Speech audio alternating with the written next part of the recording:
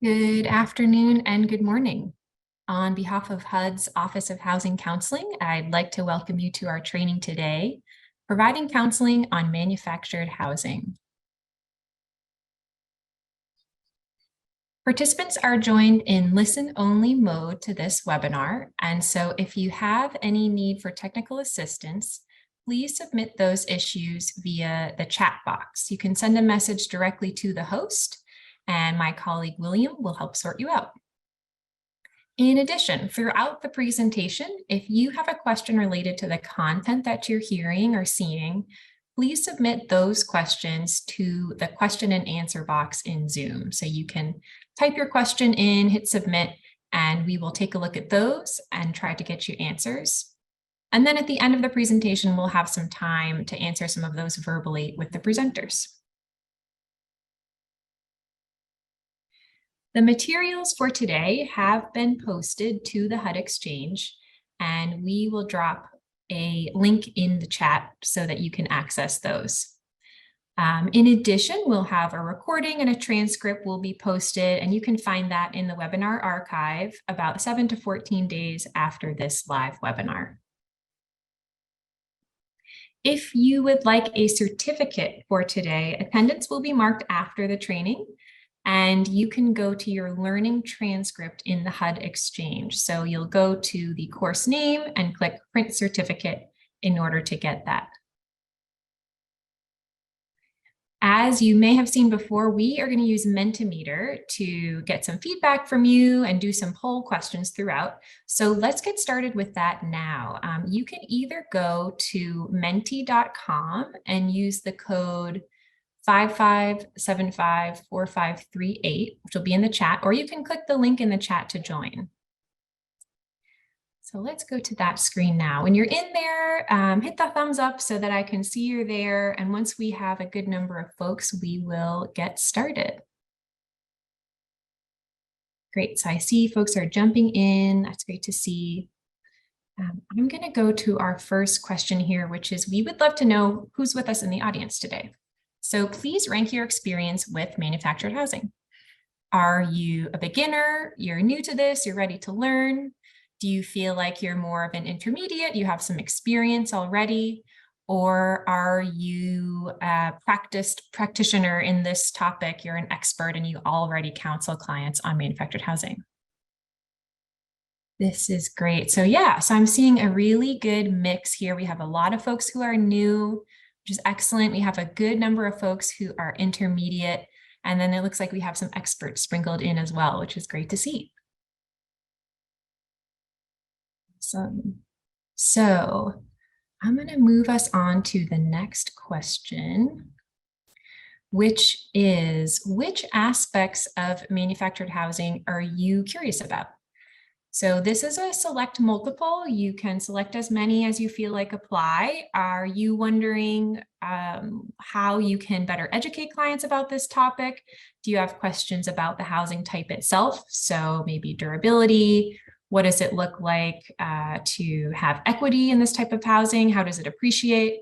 Maybe you want to know more about how do you finance a manufactured housing purchase, or you're looking for information about availability. So I'm seeing if we're pretty even across these topics. There's a lot of curiosity. So hopefully we can try and start to answer some of these questions on the webinar today. Thanks for participating. So I'm going to leave that open. You can continue to answer, and we'll have that to look at later as well. So our presenters for today, my name is Claire Weatherby. I'm a technical assistance provider with ICF, and I'm based here in New York City. So in a former job, I was a certified housing counselor, and I've also worked in nonprofit legal services and on a variety of programs related to homeownership preservation. So I've worked in disaster recovery and home rehab lending, among other things. I'm really excited to be here with you today. We also have my colleague, Scott Ledford, who is a technical assistance provider with ICF. And we have Kelly Fleck from Next Step Network. She's the Vice President of Home Ownership there. And rounding us out, we have Rashana Foy from Neighborhood Partnership Housing Services in California. and Roshana is a manufactured housing program manager. So we have a lot of expertise on the training today and excited to bring these folks to you. As far as our agenda, as all of you have seen when you registered for the training, we today are trying to build on a previous training that we issued, which was called Nuts and Bolts of Manufactured Housing. So hopefully, if you hadn't seen that, hopefully you've watched it, or you can watch it after this webinar to get some real basics in the topic and hear more about the history of manufactured housing and HUD's manufactured housing programs. Today, we are going to do a brief overview of what is MH, some of the key features. We are going to talk a little bit more about delivering housing counseling on manufactured housing. So what are some of the key considerations? How can you begin to help your clients decide if this is a good option for them?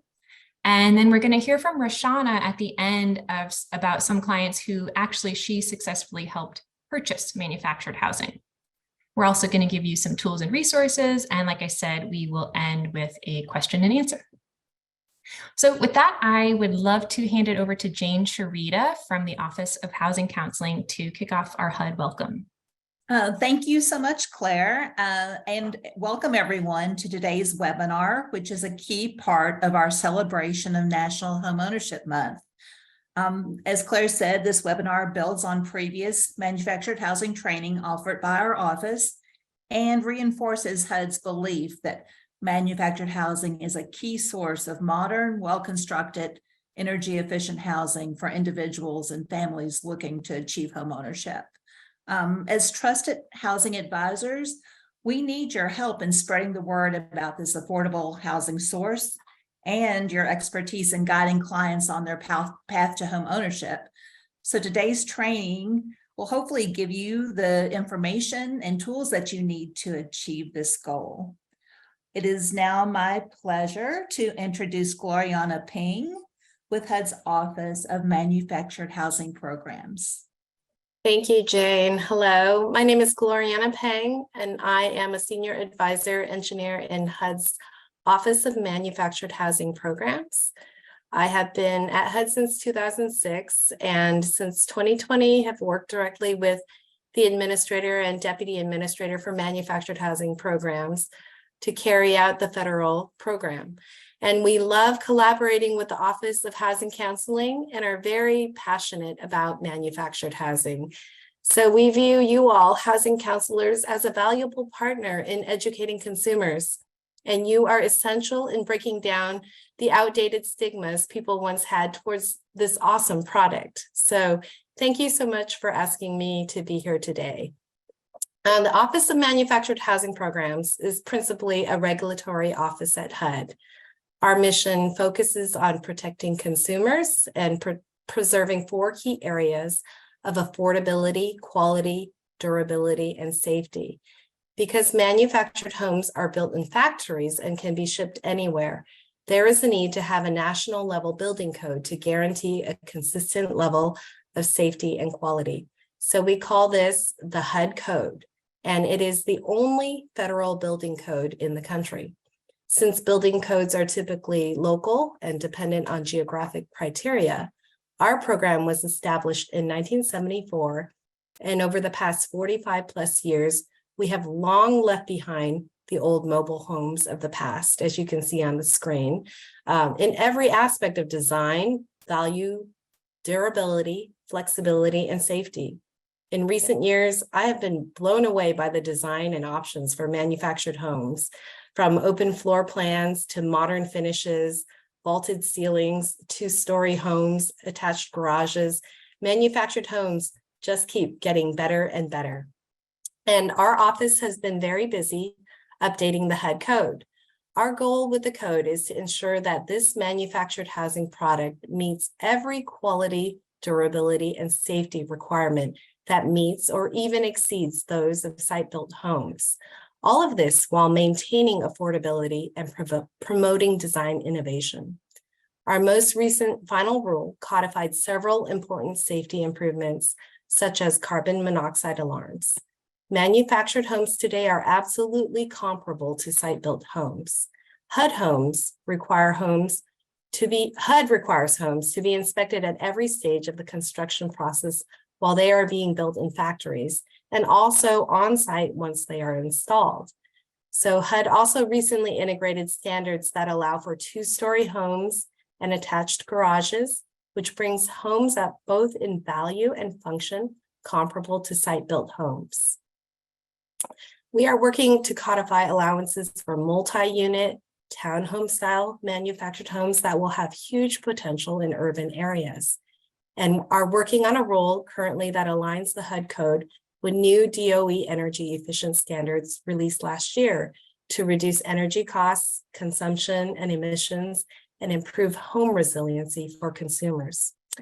Finally, we are exploring cross-cutting within housing's policies to improve collaboration in key areas, such as updating the Title I Manufactured Home Loan Program for manufactured homes titled as personal property, along with our mortgage insurance program for manufactured homes titled as real estate. So as housing counselors, you play a key role in informing and educating Americans today. Manufactured housing is not the same product that it was 40, 30, 20, even 10 years ago. It is the largest source of unsubsidized affordable housing in the United States. As innovation and technology develops, it is one of the top housing products that can help Americans realize the dream of homeownership. And in this environment today of rising costs, the per square foot cost of producing a manufactured home can be less than half the cost of a comparable site-built home. So we truly believe this amazing housing product is a key piece to solving our nation's affordable housing crisis. So thank you for letting me offer my comments. And with that, I would like to turn the session over to Kelly Fleck of Next Step.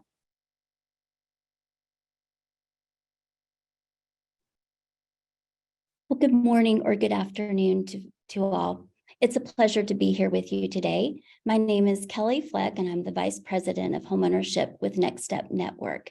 I started out my career as a housing counselor, developed an interest in mortgage lending and became a mortgage lending originator, and then rounded out my career with being a homeownership center director, overseeing counseling and lending departments. And today my role with Next Step is really about empowering home buyers, preparing and supporting them for the process of purchasing a home from beginning to end. And today I'd like to start out the presentation today with a short video introducing you to today's manufactured housing.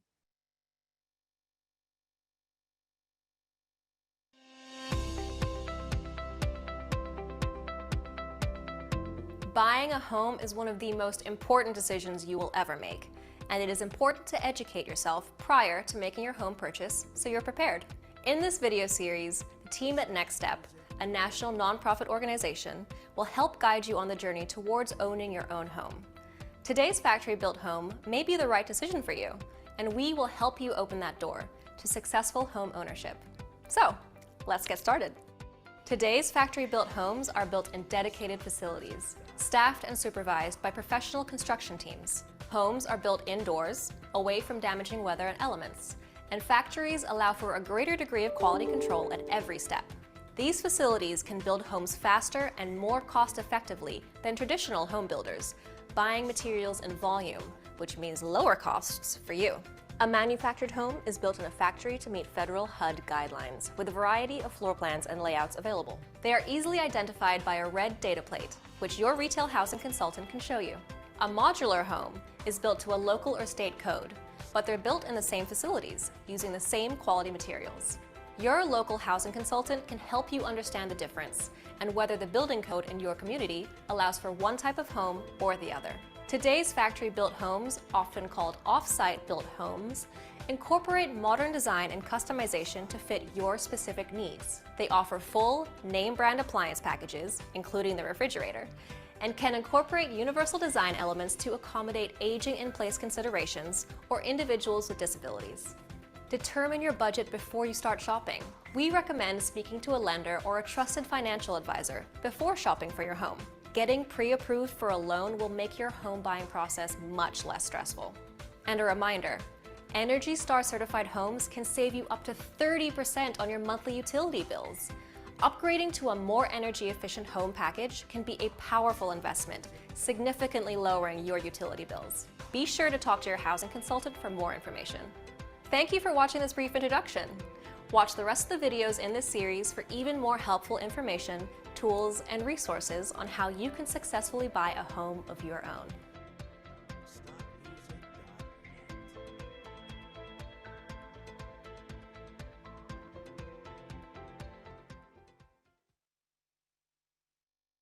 Well, thank you, Claire, for that. And we're sorry for any technical difficulties we had there. So through the next few slides, we are going to just highlight some of the items that we have learned from the video. And this presentation is created to really give you just a basic understanding of what manufactured housing is, and what it is not. And we really want to help you feel more comfortable in introducing manufactured housing to your clients and informing them of what their options are. This could be a decision that is right for the families you're working with, and they may not even realize it. So just a quick recap on what we've learned from the video. Manufactured housing homes are built to the HUD code. And thank you for Gloriana for sharing more about the HUD code there.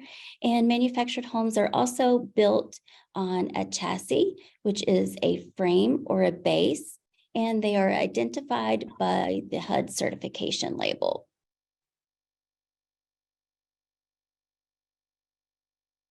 As we saw in the video, this red tag is really important, and this is how you can know if a home is safe. I noticed a lot of curiosity around the durability and safety of homes in the Mentimeter that we did just a few moments ago. And this label is there to let you know that the home is safe and durable, and it does meet HUD's standards. And it's usually found on the outside of the home opposite of the towing hitch. And then the data plate is also located inside the home, typically inside of a cabinet or a laundry room. And removal of these items will really make it more difficult to resell your home and for financing in the future. So it's important to counsel your clients and let them know that these two documents are really important to keep in place. There's a lot of attention, and manufactured housing is gaining momentum in today's market. And we want you to know that it can be a timely solution. You can consider introducing manufactured housing to your clients who are located in high-cost markets.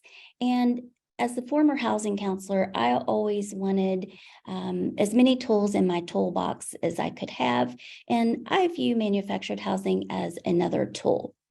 There are lots of forms of housing, and this is another form of housing that you can introduce, just like you might introduce a condo or some other type of home.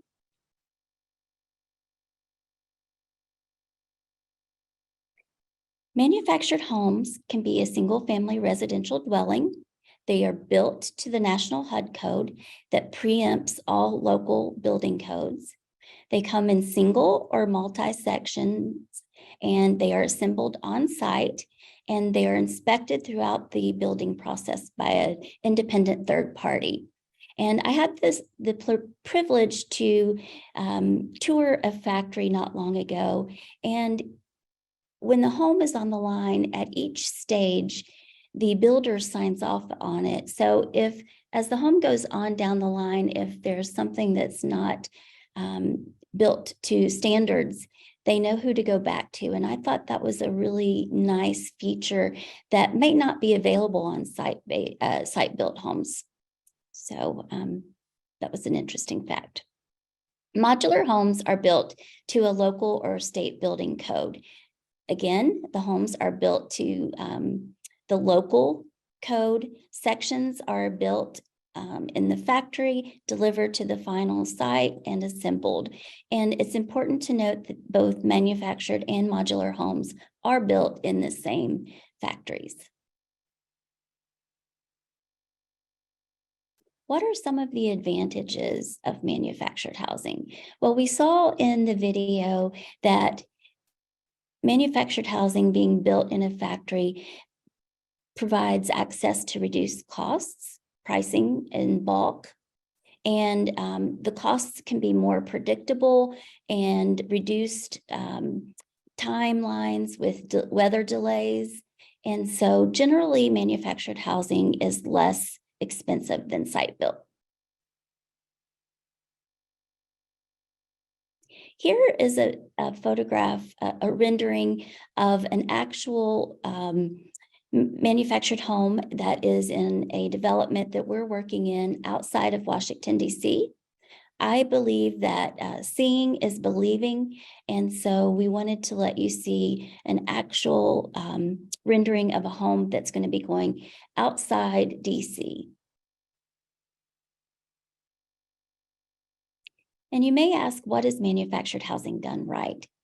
Manufactured housing done right is a core value of Next Step. And we believe at our very core that home buyers should be prepared and supported throughout the home buying process. And that homeownership should be sustainable through energy efficiencies, lower operating costs and maintenance. And borrowers should have access to fair loans and the opportunity to build wealth and preserve their assets. And we also believe that a home is a home, and we will advocate and we are committed on policy for continuing rights for homeowners and removal of unfair stigmas and stereotypes.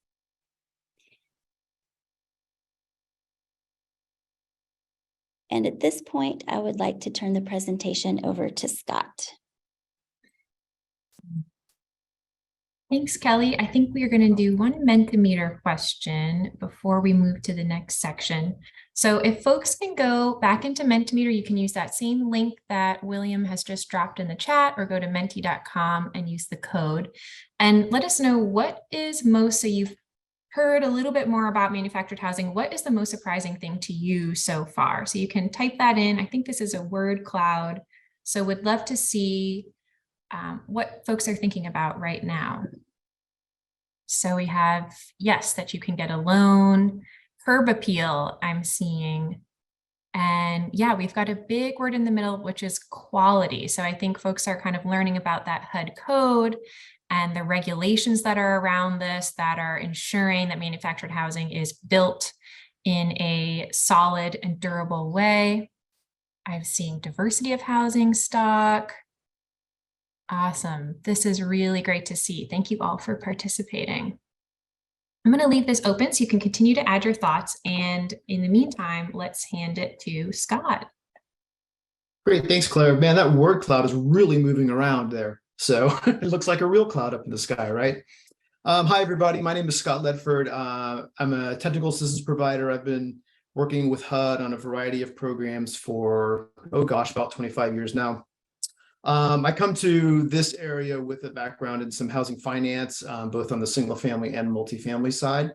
I also do a lot of large program implementation around things like disaster recovery, as well as broadband deployment and other examples in there. So I'll just go ahead and kick off now to talk about delivering counseling on manufactured housing. I think what you've seen already has been really kind of, impressive. What is manufactured housing and what it looks like? So that's really that second item on the list there. Use visuals when you're talking with your clients. So many people might think about that first image that Gloriana showed us of that old mobile home, but that is really not the case at all any longer. And so really encourage you to use those types of visuals when you're talking with clients who are looking for an affordable option for homeownership. And this could be one of those options for them. There is the affordability aspect of it. These tend to be less expensive than site-built homes because of all the efficiency benefits that come along the way of the construction process and installing them. And Roshana will get into that a little bit later as well. As you've heard already, there's some regulatory aspects to this. So we have some questions already about the HUD code, what trumps what.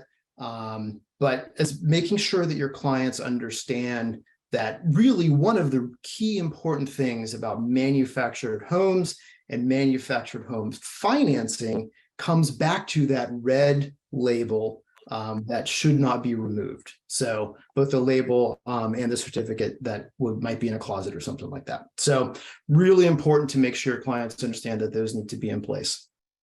And then there's also a lot of questions coming in about mobile home versus modular home. I think maybe some of them might have been answered, but we'll go into a little bit more detail here, comparing those two as well as other types of housing.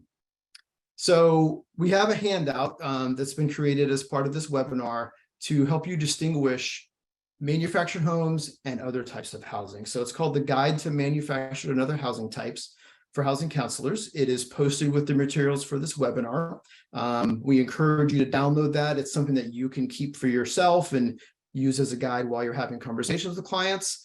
There's nothing in there that you can't hand to a client themselves, right? And so that they can think about what the differences are between these items. So it talks about what is a manufactured home. I think we've covered that pretty well. Built in the factory to the HUD code. Modular homes, also built in a factory, may not be built to the HUD code. They may be built to the state or local code for the place that they are going to be installed. So I think that's one really key difference. Manufactured, HUD code. Modular might come from the very same factory, but may not be built in exactly the same way. This guide also talks about tiny homes and what is a tiny home. And I think a short version of that in the context of manufactured homes would, could a manufactured home be a tiny home? Sure. Could a tiny home be a manufactured home? Sure. Are all tiny homes manufactured homes? No, they're not. If they don't have the HUD label, that red label on them, they're not a manufactured home. So this guide will give you some kind of good charts to look at and understand a little bit more about that. The guide also goes into ADUs, or accessory dwelling units, and how manufactured housing could be an ADU, but an ADU could also be a stick-built or a site-built ADU. So this really gives you the opportunity to dive into those a little bit more. Go ahead, Claire. So here's kind of a really important thing about manufactured housing. So when a manufactured home is built, and again, it's going to have the red label on it and such, it starts out as personal property. It is not real estate at that time. And it can be titled as real property if certain conditions are met. So if the manufactured home is going to go onto land that the homeowner also owns, the home is going on a permanent foundation as opposed to having wheels and everything, and that the homeowner follows whatever the local regulations are to title as real property. So those three things are real important to the next part of the conversation that we'll have around equity and everything else. If a manufactured home remains personal property, then some of the opportunities, for example, rehab loans and or equity growth, they're probably more limited. So Claire, looks like we have another Mentimeter.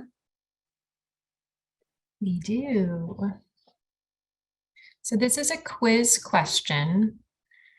Trying to see if you all were paying attention. So let's hit enter here. There's a time limit, so get your answers in. So what is the main difference between manufactured and modular housing? So Scott just talked about this, Kelly talked about this.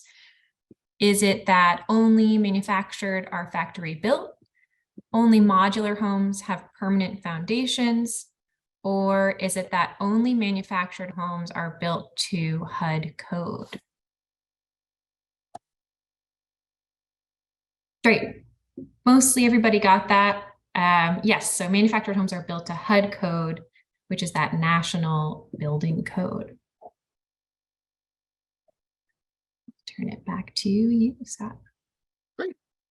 That's great to see. Yes, that's exactly the answer, and I'm glad that multiples of us talking about it. it's come home. So So when a manufactured home remains personal property, in general, it's going to be a personal property loan. If there's a loan involved, it will be a personal property loan, which is not exactly the same, but similar to a car loan, right? It's a piece of personal property. It is not real estate. Now, when someone purchases a manufactured home and keeps it as personal property, it might be that it's going to be on leased land or in a manufactured home community. So there's lots of different types of manufactured home communities around the country. There's not one standard of what they need to be, but using this list in reverse, so a land trust would be about a place that this land is set aside for this purpose, and it is a place to host manufactured homes. Cooperatives, in general, cooperatives are a shared ownership model. A nonprofit may own the land that a manufactured home community sits on, or a private entity may own the land that a manufactured home community sits on. The key here is that that land is owned by somebody other than the person who owns the actual home itself. And they obviously have been granted the rights to put the home on that land. It's pretty obvious the risks that come with that, particularly when you start talking about some forms of ownership. The land leases can just go up exponentially over time, where the cost of the home hasn't changed, but in order to have your home on that land, people can start raising the cost to the homeowner to do that. So it's a pretty risky situation there. Obviously, more risky in some of those forms of land ownership than others.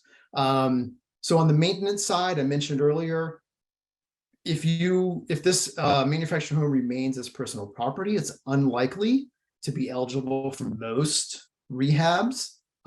There are some options. So USDA does have a repair loan program, but other options for getting loans to rehab a piece of personal property, and that's the key. It's rehabbing a piece of personal property. It's not that it's a manufactured home. Trying to rehab a piece of personal property and get a loan to do that can be very challenging. And then you're also not going to have the option of a home equity loan in the case where the manufactured home remains as personal property. Claire, if you could jump to the next one. So when a manufactured home is converted to real property, it's a regular mortgage. It's a home just like any other home. Again, it needs to be on land that homeowner owns. It needs to have the permanent foundation, and it has to go through the process to be titled as real property. But it becomes a piece of real property. It is just like any other home out there. It can grow in equity. Obviously, that's going to be very market-based, right? And so presuming that the price of land and the price of a home continues to rise, as we've all been experiencing lately, as that continues to happen, then the folks who own those homes can have equity. They can take loans out on that equity, just like someone in another stick-built home down the road. Also, when it comes to rehab loans and programs, again, it's a piece of real property. It's the same as any other home. Even though it is quote unquote manufactured home, it's a piece of real property. Go ahead, Claire. So out of the corner of my eye, I'm seeing some questions still flying while I'm talking, but I think maybe this will answer a couple things on this. So we have another handout called Financing a Manufactured Home Purchase. And this is a quick summary chart that is in that. And it really is just trying to distinguish what's the difference between a home-only loan or that personal property loan and your conventional mortgage. So I think some key things to look at is you're typically dealing with a higher interest rate on a personal property loan, a shorter term, which means the payments are going to be higher.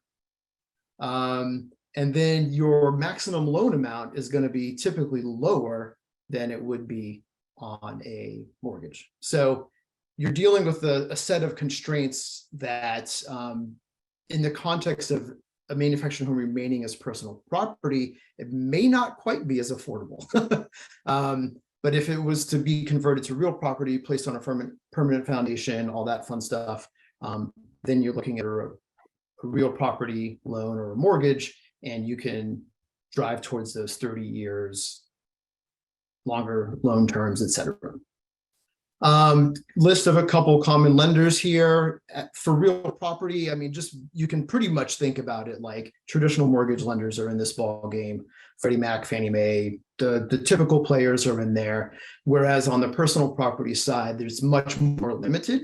And in some cases, it would be the builder of the manufactured home, or the folks who have manufactured homes, on the side of the road for sale. That's not quite right, but and then you have private lenders, but the traditional mortgage lenders are probably not going to be in the ball game with the personal property loan without that Freddie Mac or FHA backing on that front. So on the default process, on the mortgage side, it is going to be the same thing. Interestingly, on the personal property side, there's really two ways that this happens, right?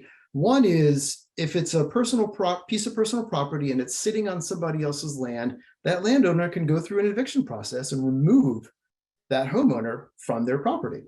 Also, if that homeowner was to run into challenges with making the payments on their personal property loan, then it becomes more like a repossession than it is a foreclosure process, like a normal mortgage. We've already talked about equity growth and how you can maintain the home. So I think I'll just go right to the Mentimeter. Excellent. So we have another quiz question here. Folks can get back in there to the Mentimeter. I'm going to start it. So the question is, true or false? Home-only loans generally have higher interest rates than real property loans or mortgages. So we've got 15 seconds. I see a bunch of you answering in there, true or false. And we'll see what you think.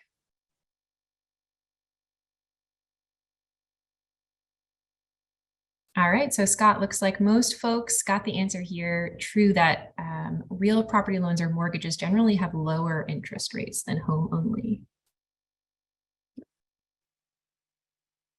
I think with that, we can move back to our presentation.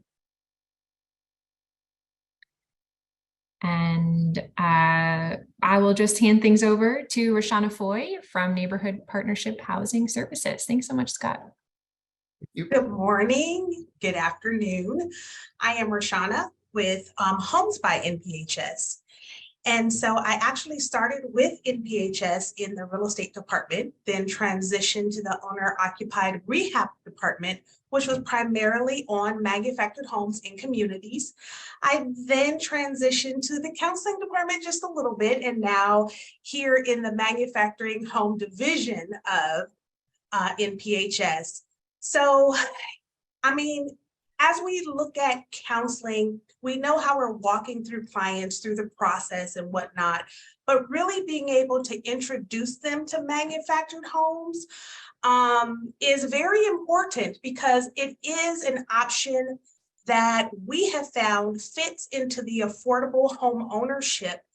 Here in California, we are one of the highest real estate areas in the country. And so really being able to assist families to be able to purchase a home is very important to us. And so as we have walked these families through just being able to, again, qualifying them for the mortgages and things of that nature, I know I saw one of the questions. And as it relates to partnering with cities and finding locations for these homes. One of the things that NPHS has done is we have actually partnered with cities local to us, and we have helped them infill their vacant lots. And so what we do is put manufactured homes on these vacant lots. And in partnering with these cities to do that, we're able to assist with down payment assistance, again, from various cities, programs, as well as our in-house programs, and then layering them as such to, again, make the homes affordable for all of the families that we serve. And that's really one of the important things that I would really stress to you all as it relates to building partnerships with your local municipalities so that you can infill. I know that that was, again, just one of the questions is where can they go? If you can provide affordable housing and you can present that to the city, where now we're solving a problem of homelessness and we're solving a problem of eyesores, vacant lots through various communities, by placing a home and then also being able to sell it to a family that typically would not be able to afford a home, it's a win-win for everyone. Also, what we have found is manufactured homes is really a cost savings. We have determined that there's about a 20% savings over traditional built housing. And so that is stick-built housing and things of that nature. So just being able to again, help our families be able to buy these homes. That is something that is great. And then there is the time saving. And I know that Kelly kind of touched on this as well. And as it relates to the time that it takes to build a house traditionally versus with manufactured housing, we have about a 3-month turnaround. Now, what we have found is it takes a little longer for the permits and things of that nature to come through, but actually the house from start to finish is about 3 months. And so just again, being able to place these families, get them qualified quickly and place them in their homes, we have been very successful in doing that. And actually you can go ahead and go to the next slide. And so again, working with the cities and the local municipalities, being able to help with establishing the families in these homes. The next slide as well. Okay, and so as you see, our homes they're built on permanent foundations.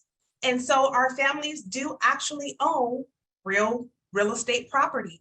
And so their title is such. And so they are able to resell. And I know that Scott touched as far as refinancing and gaining equity and all of that, just as they would be with traditional homes. And so our counseling team here does just a great job at really being able to identify the families that can best benefit from our programs here. And we can go just to the next slide. And so here is just one special family as well. They have a son who was 8 years old at the time and with disabilities. Again, with all of the costs for medical and things of that nature, being able to buy their first home, we were able to assist them with that. So just the great stories as we are able to assist our local families. So just really reaching out and finding out where and how you can work with your municipalities is most important. Next slide. And thank you very much. I will hand this back to Claire. Thank you, Roshana. It's great to see some photos of those folks that you assisted with those purchase. And I see a few questions in here in the Q&A for you. So maybe hopefully we'll be able to dig in a little bit more in a couple of minutes. So we just have listed out here, I'm not going to go through every one of these, but you have the link to the slides in the chat.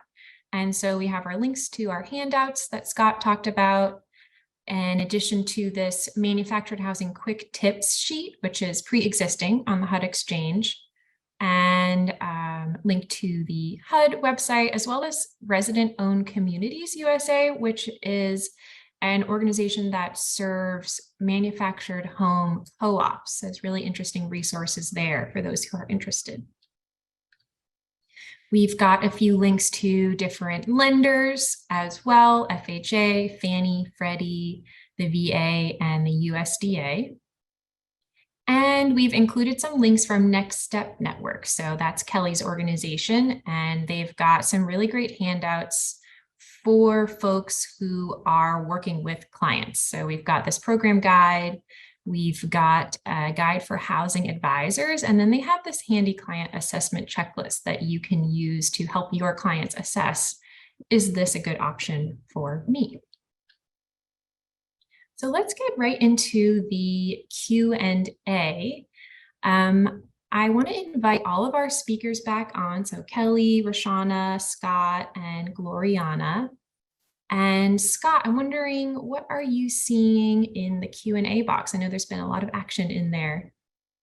Well, I had the same thought you did, actually, Claire, about digging into a little bit in here for Roshana. So, oh my gosh, they're moving around on me.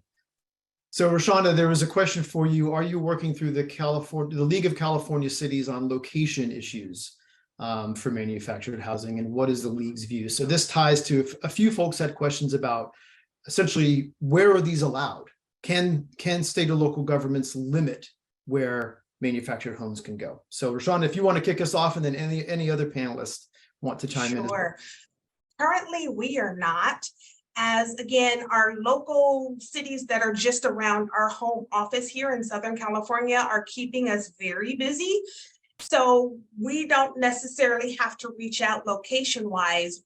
We've basically have created, I would say, a buzz for us as with the local cities, and just being able to,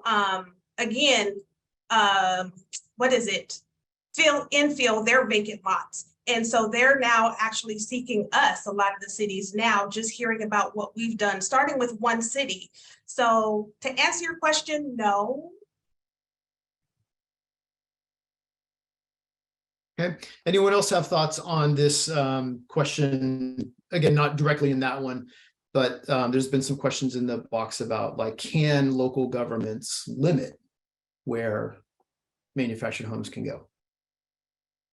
What I have seen and what I know, typically no, and here is why. Because they are built to HUD code, they are considered housing. So as it relates to the landowner, that is the person that can restrict what type of housing will go onto the land, not necessarily the actual municipalities themselves.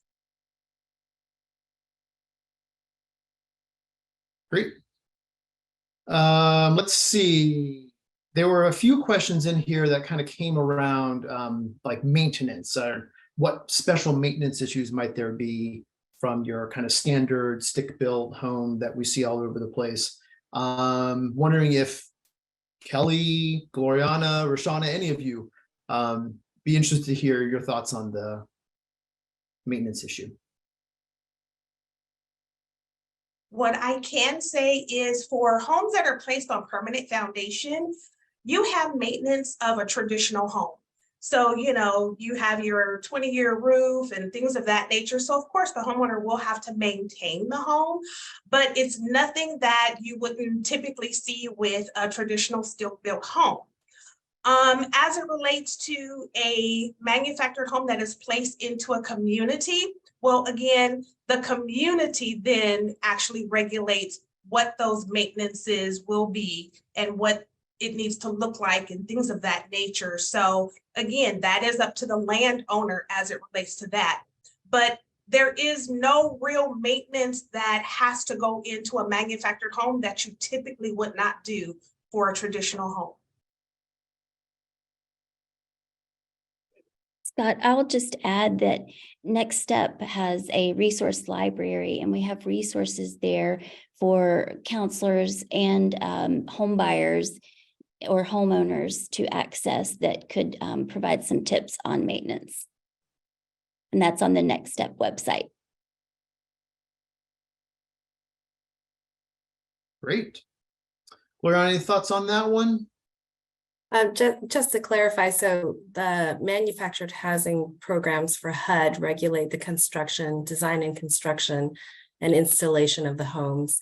So once they are installed, and in terms of maintenance, that's really the homeowner at that point is responsible. But if there are any issues that are discovered that are a result of something that didn't, go according to design in the plant, then manufacturers are required by federal law to remedy those and guarantee the product is built up to HUD code. So I might grab another one that's kind of related to this question, but what is the current expectation for life expectancy of a manufactured home?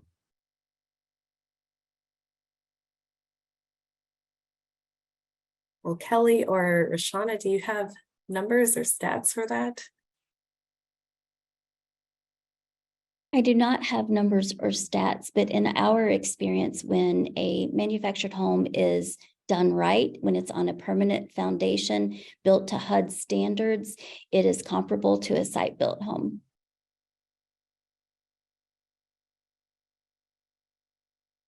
Sounds like we're getting some nods on that one. So we'll, yep. Okay. Nicole asked a question that I think I'm going to lob this one to Kelly to tackle first. Since you guys have done a lot in this space, what do home buyers need to know to buy and install a manufactured home? So I think we've covered some of that, but like, what is the process going to be for them maybe? Well, Scott, we would first advise that the client would work with a housing advisor to know what they can afford before they would ever visit a retail lot, and to know the differences between, what types of financing are available for a home only or a home land deal. And we want our potential home buyers to realize that there are financing products out there available that are fair and that allow families to build wealth. They have government options, FHA, rural housing, VA opportunities, and then the GSEs offer a new loan product as well. So there are many opportunities for conventional financing for a manufactured home. So I guess this would be a little bit of a follow-up on that. Also from Nicole, the process to get a mortgage on a not yet installed manufactured home. We have, I'm going to refer back to that resource library, Scott, because we have a client assessment checklist that actually walks the housing counselor through a one-on-one session with the client. Questions to ask, do they have land? Have they considered where the home is going to be placed? Critical questions that need to be answered before the purchase of a home is completed. So I want to refer everyone to go back to the Next Step website and visit that resource library, because there are tools there that can teach you how to walk through a one-on-one session, or how to integrate it into your home buyer education classes as well. Thank you. Gloriana, I might send this one your way. Does HUD have a list of qualified manufactured home builders?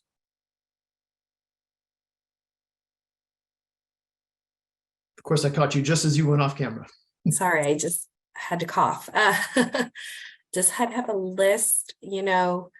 I'm not sure if we have a published list, but there are a discrete number of manufacturers out there, and there's some larger name ones that are more notable. I don't think HUD necessarily will recommend one over another.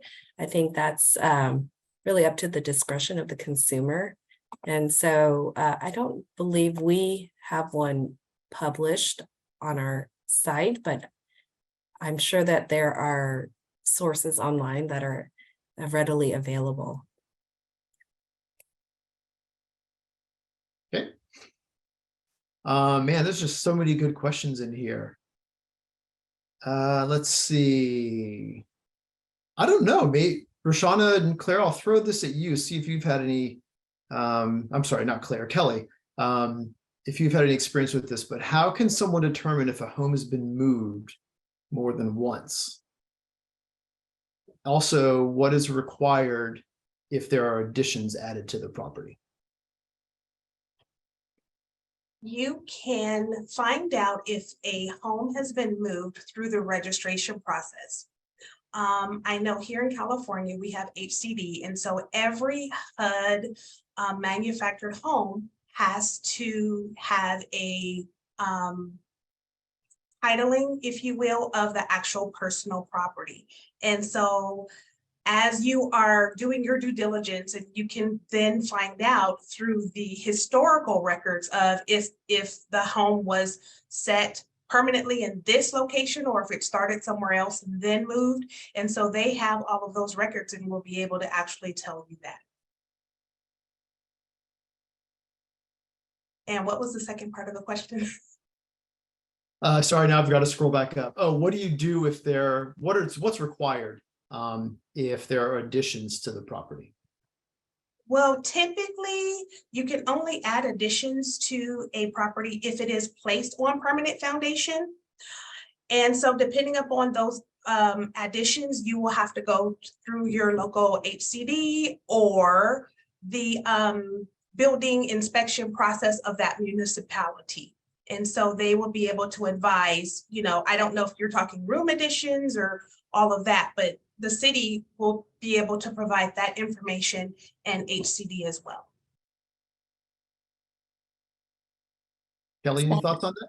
I would just add that resale and financing could become difficult with additions. So I would just note that. Great. Claire, I have a whole bunch more questions in here that I want to get to, but I think we're running out of time. I think we are, but I think we have room for maybe one more quick question. If you have one, I have a thought as well about what might be a good topic we haven't touched on. There's a few questions in here about insurance. So perhaps Roshana or Kelly, you could speak to that. So what are things folks should be thinking about in terms of insuring a manufactured home?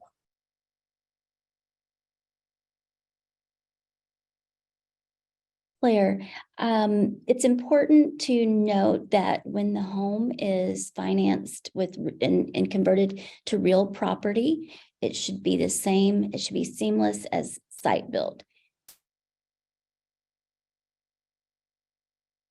Excellent. That's easy. Well, thank you. I think then we can wrap up our Q&A. I just want to thank all of you for being with us today, Kelly, Roshana, Gloriana, and our own Scott Ledford.